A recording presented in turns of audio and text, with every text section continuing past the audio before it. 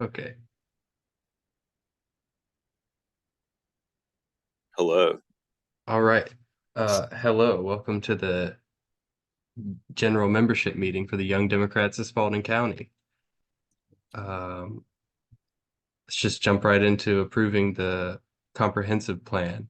So my plan was to read out each paragraph of the platform proclamation, which the plan for that is I'm going to send it to all of the representatives of Spalding County from the local level up to, um, like the Congress and the president and stuff like that. I did that last year too with our Neighbor to Nation initiative. The only response I got was from Drew Ferguson, but still, it was good to get a response at all. That's wild that the only response she got was out of Drew Ferguson. Right. Um, So the first paragraph is to foster global stability and peace, it is imperative for governments worldwide to advocate and enforce international rules of war. Urgent action is needed to address violations like those in Israel, where a ceasefire and resistance to war crimes are crucial. We also call on our government to halt bombings in other nations, such as Yemen. Our taxpayer dollars should never fund actions that lead to war crimes, a responsibility that transcends political administrations. Seconded. Okay. Uh, we urgently advocate for the swift enactment and enforcement of carbon fee and dividend legislation, whether at the federal, state, or local level. By placing a price on carbon emissions, we incentivize businesses to adopt sustainable practices. The collected fees should be returned to citizens as dividends, stimulating the economy, alleviating poverty, and mitigating the harmful impacts of man-made climate change. Seconded. Okay. Locally, we urge the Spalding County Commission to lower the property tax millage rate to pre-2020 levels. High rates have adversely impacted seniors, generational homeowners, and those on fixed incomes, leading to an increase in homelessness since 2020. While initially raised to address the challenges of the COVID-19 pandemic, these tax hikes have exacerbated economic pressures on homeowners and hindered new home purchases. It's crucial to revisit these rates for the well-being of our community. Second. Okay, cool. So any additions or changes at all, or is this just our platform for the year? I mean, like, are those the only three things you really want to push? I'm open to making it longer. I feel like if it's too long, it's gonna kind of miss the point, you know?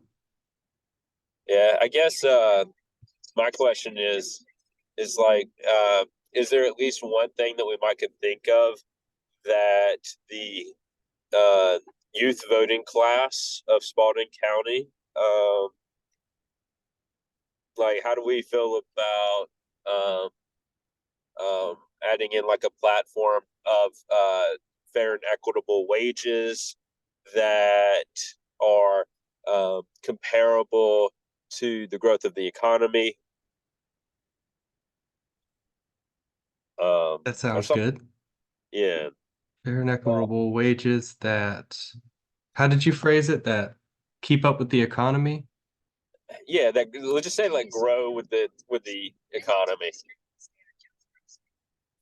and maybe we even like front load it a little bit and say something along the lines of are the the like millennial and Zoomer workforce is the most educated and most productive workforce in human history, while simultaneously being the least paid and most impoverished generation in recent history.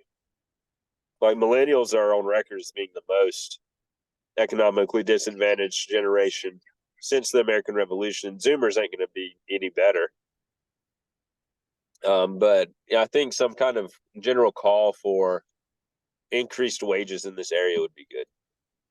I think that's a great idea and a great addition. Yeah. Um, should I go ahead and type up like a little thing to go in that, or should I just table this to be revised? I think just because it's us two, I think it's okay if we just say like, like whatever you kind of write up along that spirit should be okay. Like I approve whatever you write up. Okay, great. Um, so we got that. And And then then maybe with the millage rate as well, add in something about affordable housing. portable housing, right. What, okay. I could sort of tack on um calling for a rent cap. You think that's a good idea? Yeah, I mean, like you can tie that into affordable housing, but I think we should really be advocating for people to have the ability to purchase their own property. Yeah, I agree.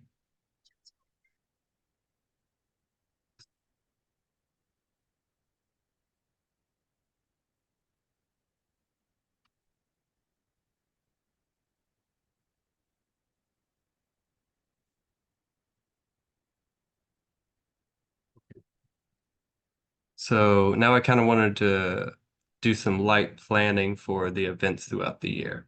Okay, and then just So, another thing, and I don't know if it's going to be too much on platform, but legalization of cannabis might be a good thing as well for the local level. Because Griffin is really the only one in the nearby area, Metro Atlanta, that doesn't have some form of decriminalized cannabis. that Like Henry that makes County, sense. yes. Fayette, yes. Clayton, no. Spalding, no. And then I can only presume that Lamar and Pike are no. Yeah, I'm pretty But sure they're no. Yeah, I can add that. yeah, I think those will be good. And those are going to be good for the local level. And so then there's kind of like a little bit of the federal level, but then more of it at the hyper local level.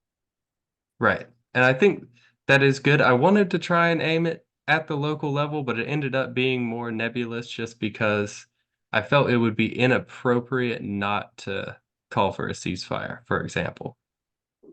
Yeah, I mean, like local municipalities are passing condemnations of Israel Right. this juncture, so there's no reason why like a city like Griffin couldn't do the same thing. They're not going to because Right.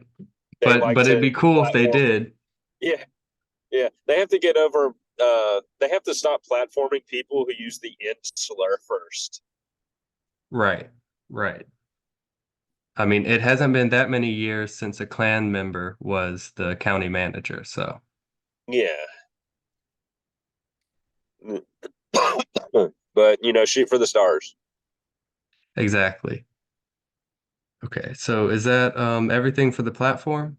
Yeah, I would say those are some of the main things. I think those additions are going to really hone in on younger voters, and then it'll help Mm-hmm. out with general recruitment as well. Because if we could go up to people and just be like, I don't know if you can see him, but he's just I passed see out.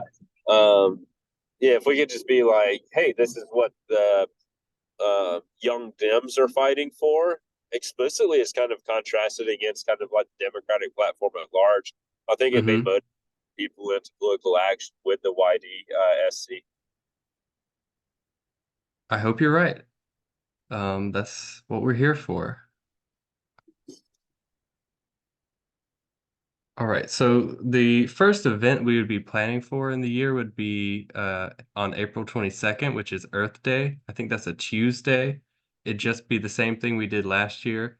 Um, go with some neon vests, trash bags, gloves to a neighborhood, pick up spend some hours out there picking up trash and stuff and making it look better for absolutely free. Uh, Um, the only thing that we need to plan there is see how many people we would recruit to do it. Last time it was just me and Autumn. I have like 5 neon vests, and of course we can just foot the bill for like trash bags or anything like that. We just kind of need to know if we're going to be looking at 2 people or 6 people or what, you know. well, my honest recommendation for some of this would just be like this seems like something that would be up the alley for FSC. And so it's something that the YDSC and the FSC co-organize together. And then it's Yes. just you could represent, like you and Autumn can represent YDSC in that capacity. And then, like Terry and whatnot will be involved too. and so it can just be like a joint kind of thing. I think. Um, Yeah, I think that's a yeah, great idea. yeah, and because then it's like we get to share volunteer pools while still maintaining organizational kind of identity, and then it lets kind of it gives the YDSC a little bit of breathing room because there is like a little bit of a recruitment, like hurdle that is suffering through right now. Absolutely. Which I mean, like just looking at politics, I can see why. Yes. Yeah, nothing to really get excited about or write home about. Yeah, The next event would be in June, June 23rd, the Pride Potluck. Um, which they'll since we've done that multiple times, there'll be a separate like sort of planning period. I don't think we need to talk too much about that here. yeah. But what You are host a our really good Pride event. what's that? You host a good Pride event. Thank you. The next one is Queer Shoot Back, the LGBTQIA plus friendly gun safety training. Um, I have it set for August 30, the first day for August 31st. I know the person you were talking with suggested two separate days, and I think that's a great idea. I suggested 2 separate days. Okay. I think that's a really good idea so that the first day we can focus on like the stop the bleed training and really important stuff like that. And then the second day is like after you got through that, you can come back and really shoot some guns, have some like range time. Yeah, we just got to find a range. Yeah. Cherokee Rose is probably going to be the best one. They're an outside range, but they may not like it being Democrats. Yeah, we obviously want it to be a more safe environment, but I'm so not we'll too worried about the safety aspect. It's just kind of like a general hostility aspect, yeah. Well, I especially. don't mean like safety like someone's gonna like get shot or beat up. I just mean more like we want people to feel comfortable and like they can be themselves without getting judged. That's kind of Yeah, the idea of being a large cohesive group so that it's less likely to be harassed. yeah. And like in a worst case scenario, it may just end up being just kind of like a generalized firearm safety and instructions course, to Hmm. where there's live ammunition. Yeah. But I think Um, having it as 2 separate days is a good idea too, because then it allows the people who really don't want to deal with guns to still show up to do a stop the bleed course, which yes. everybody should have to do. Because like if somebody gets shot, you have 60 seconds to respond.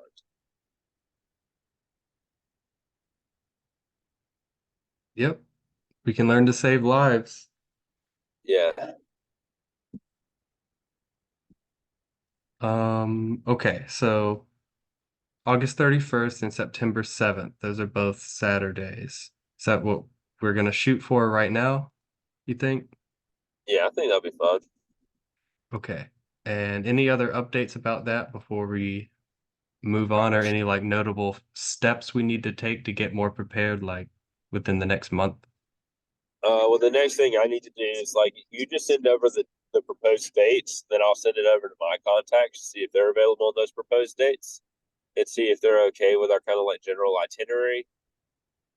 Because they're not technically needed for the firearm uh, instruction portion because we already have an available pool of veterans in this area who have already contacted and they're willing to show up to do like the firearm instructions aspect of it. But in Mm-hmm. terms of like the medical first aid, we'll definitely coordinate that with Atlanta Arm.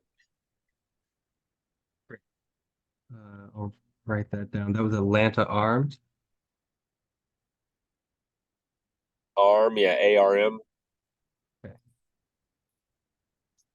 which is actually I think Atlanta Arm may be a repeat because I think most of the time, armed means armed resistance movement, but for particularly for Atlanta, I think they call it the Atlanta Resistance Medics.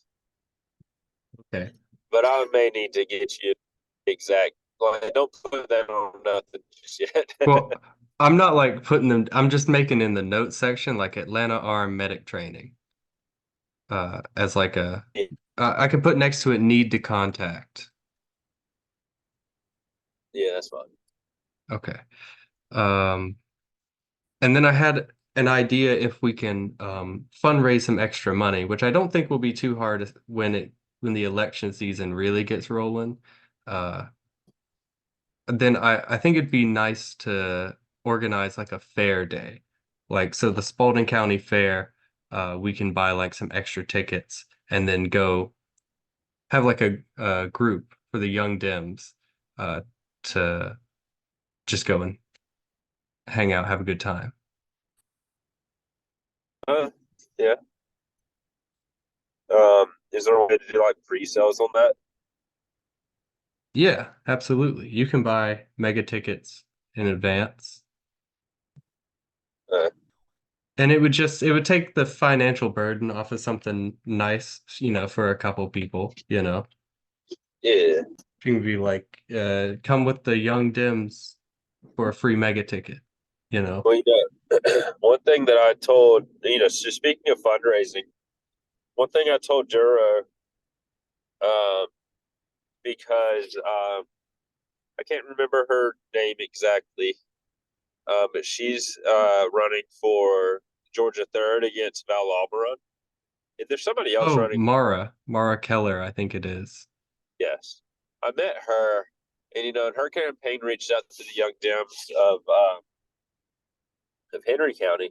And what I told Duro was, I said my campaign didn't have any resources, but we were still able to come out and like hire young Dems of Henry County at $22 an hour to do canvassing work.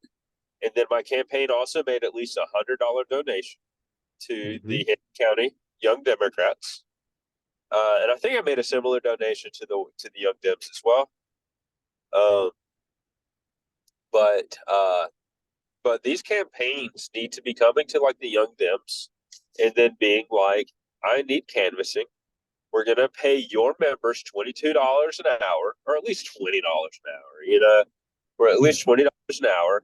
And I'm also going to be making a donation to your organization so that you can continue this work because then it provides an additional incentive to the young Dems because you could just be going out there being like, "Hey, young Dems, paying $20 an hour," and the people are gonna be like, "Oh, I just have to walk around and do lit drops."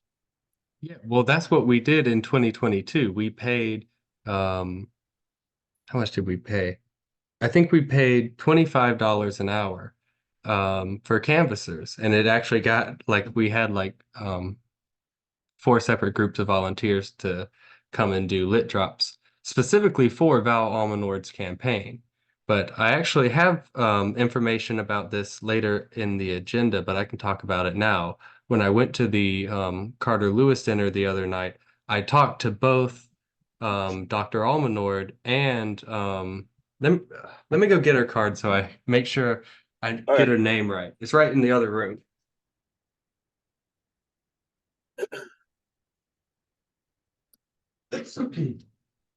Yeah, I was saying it right. It's Mara Keller. Um, both of them, um, I talked to, and both of them want us to help them canvas. I think, specifically in the primary, and then whoever wins, of course, we can help canvas for them too. And Dr. Val gave us donations knowing that we paid our canvassers in 2022. So I'm sure he would be willing to do it again, and I would hope Mara would as well. Yeah. Yeah, I think that's going to be the best way to approach these campaigns, especially because I know Mara's campaign has a fundraising goal of $100,000. Hmm. And I'm going to say that they're probably likely to get that just by nature of her being kind of like the she's kind of like a chosen candidate of Fayette County. Okay. Well, then she probably will get it, and then she probably will win because Dr. Almanor's main struggles the two times he's run is not being able to fundraise. And he's also more on the southern end of the. So 50% of District 3 lives in Fayette, Coweta counties. And so Yes. the a big majority of the population lives in these counties. He's on the southern end of the district, so it's more Mm-hmm. difficult to even get up to the areas. And then, like Nick Ferrante is her campaign manager. And so I think she's just going to have more campaign infrastructure. The point is, they're claiming they're going to have $100,000 in funding, and so they can kind of sprinkle that money a little bit down to the other Democratic institutions, I think. Well, good. If she helps us out, of course we're gonna help her out. Um, Yeah, and we're gonna be helping her out anyways, registering people to vote and all that. yeah.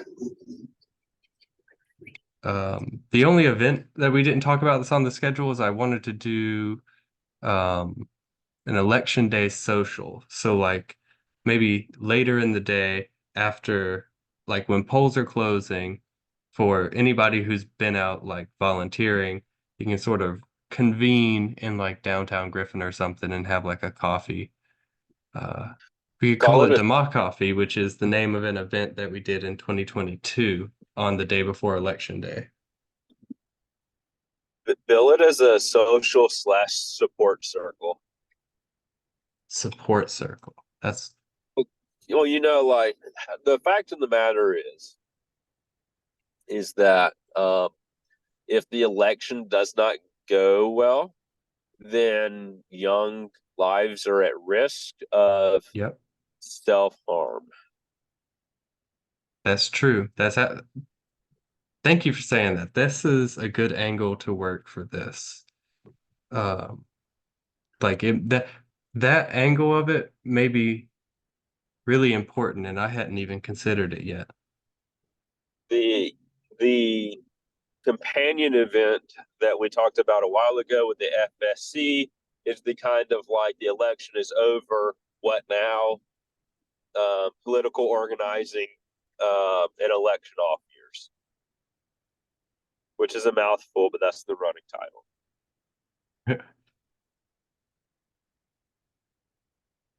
Okay.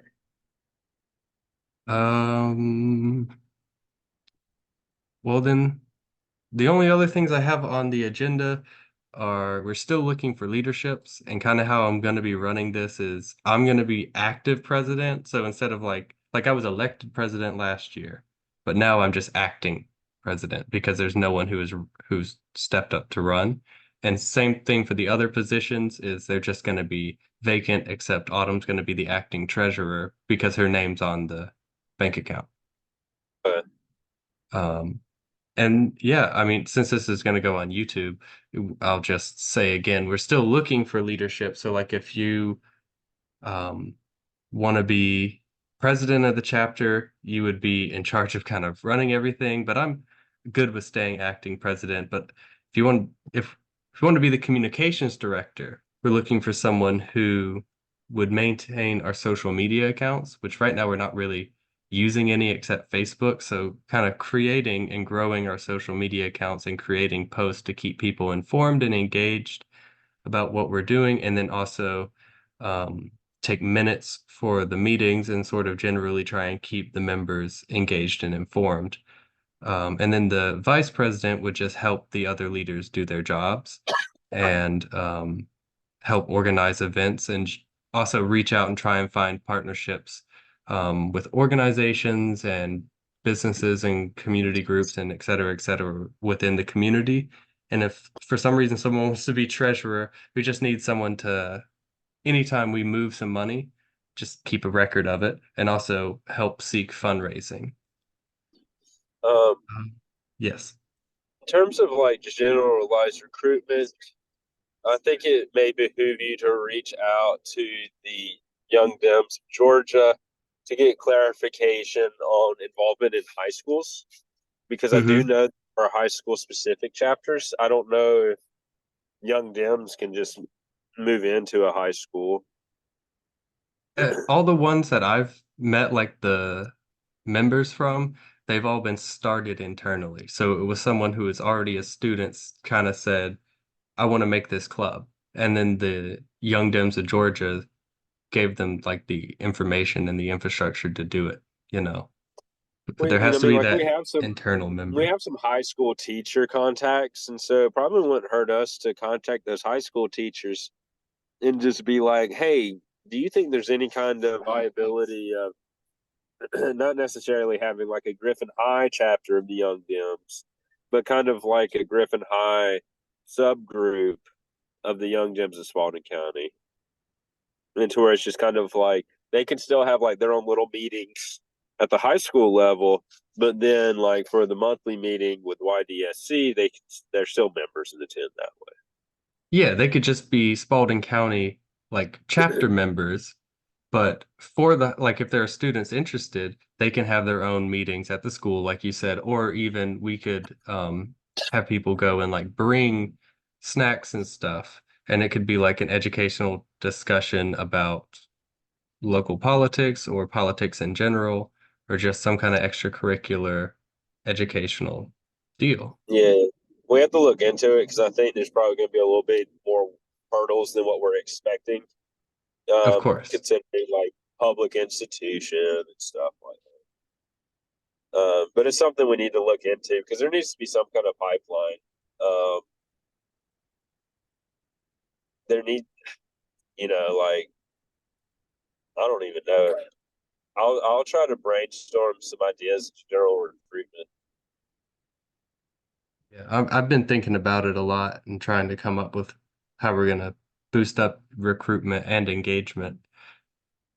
But that's really all I've got on the notes in the agenda, except I wanted to, tell all the members they should come to the next Saturday, the FSC coffee hangout at the UOA office at 10 a.m. It's starting at 10 a.m., right? Yeah, 10 a.m. is 231 South 10th Street, Griffin, Georgia 30224. We're gonna have coffee, tea, hot chocolate, donuts, just casual hangout. Just show up, hang out with other FSC members, learn about the FSC. And then it's a Mhm. monthly event, so I think it's every third Saturday is what we agreed to. Yeah, every third Saturday. So yeah, Yeah. everybody come out to that. And do you have anything else to add, William? No, I think that is all. Um, thank you for putting the meeting together on the platform, and let's get it going. All right. Well, I'm gonna adjourn the meeting. Seconded.